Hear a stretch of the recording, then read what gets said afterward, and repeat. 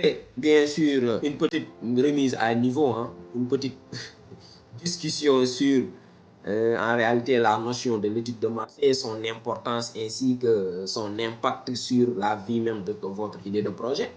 Nous allons essayer de discuter sur les composantes d'une étude de marché. Quand on fait notre étude, on doit ressortir des informations. Ces informations-là que l'on doit ressortir font partie d'un ensemble. Et aujourd'hui, nous avons 4 ensembles. Et ces composantes-là de l'étude, nous devons, je ne dirais pas moi, catégoriquement, ça doit refléter, ça doit être ressorti sur notre étude. Donc, sur l'étude de marché, nous devons retrouver tout simplement la composante environnementale.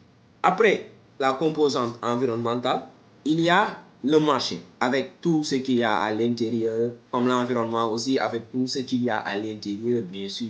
Malheureusement, la majeure partie d'entre nous, on ne prend pas le temps du tout d'analyser cette composante qui est la composante environnementale. Alors que moi, d'après le peu d'expérience que j'ai, je dirais que ça fait partie des composantes les plus importantes. Parce que le marché, l'offre, la demande, en réalité, dépendent intégralement de l'environnement.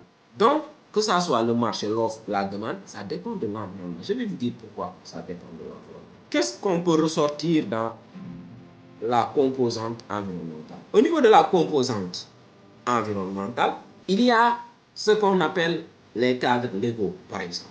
Il y a la législation. Et aujourd'hui, rares sont les jeunes entrepreneurs qui, avant de se lancer sur une activité, essayent de voir le cadre légal de l'activité. La législation qui régit réellement, qui régit même l'activité. Si on prend aujourd'hui le secteur de la transformation, où il y a énormément de jeunes qui sont en train aujourd'hui de faire des transformations. Mais aujourd'hui, ces jeunes-là, ils ne comprennent pas la législation même.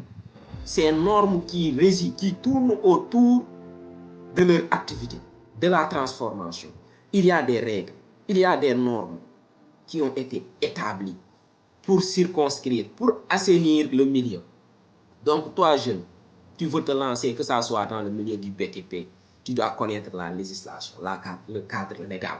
Et cela va t'aider à mieux comprendre en réalité les exigences que sur l'exécution de votre actif.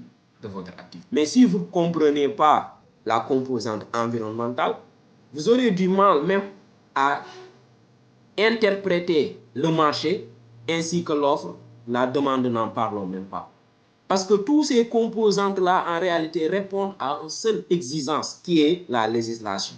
Et la législation, on le voit uniquement au niveau de la composante environnementale. Donc, toi, jeune, tu veux te lancer dans le milieu du bâtiment et des travaux publics. Essaye de voir la législation dans ça. Qu'est-ce que dit les règles, les normes? Ça dit quoi? Quelles sont les sanctions qui me seront assignées si je fais telle ou telle chose? Comment est-ce que je dois faire pour me protéger sur mon activité? Qu'est-ce qui m'est permis? Qu'est-ce que j'ai la latitude de faire? Qu'est-ce que j'ai la capacité de faire? Qu'est-ce que je dois faire? Donc tout cela, la personne, c'est le minimum. C'est le minimum. On ne peut pas s'en passer. C'est tout simplement impossible.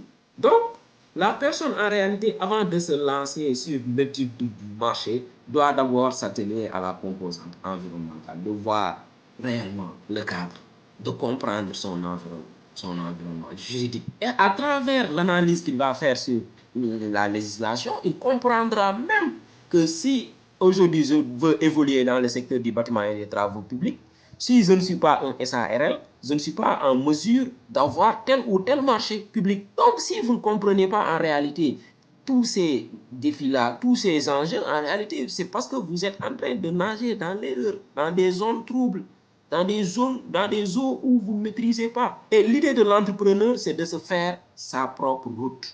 C'est ça. Et avant qu'un entrepreneur du moins, pose un pas vers son objectif, son parchemin est plus ou moins clair.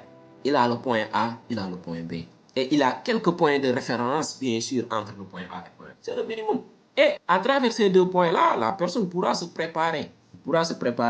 Donc, c'était un rappel très important. La majeure partie des sections de formation, même que j'ai animées, je ne parle pas de ce cadre-là, vu qu'on parlait beaucoup plus souvent, mais ces temps-ci, je me suis un peu concentré sur tout ce qui est composante environnementale et j'ai vu en réalité que si la personne ne comprend pas la chose, en réalité, il ne peut pas le faire. C'est juste ça.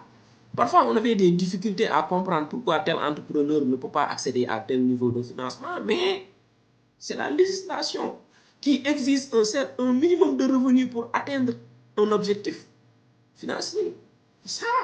Ça, si toi tu ne le sais pas, mon ami, il faut te faire accompagner. C'est juste ça. Soit tu investis sur toi-même, soit tu payes les gens pour qu'ils fassent le travail pour toi. Mais si tu fais ni l'un ni l'autre, je suis désolé, tu risques de passer des années sur une activité qui ne va pas te faire vivre. Et on va comprendre pourquoi la majeure partie de nos entrepreneurs n'ont pas fait une très bonne étude de marché et ne sont pas en train de réussir leur activité. Parce que l'activité, on peut le démarrer sans une très bonne étude de marché, mais jamais le grandir sans une étude de marché. Et nous tous, nous rêvons un jour de faire partie des grands, parce que nous sommes nés pour devenir grands.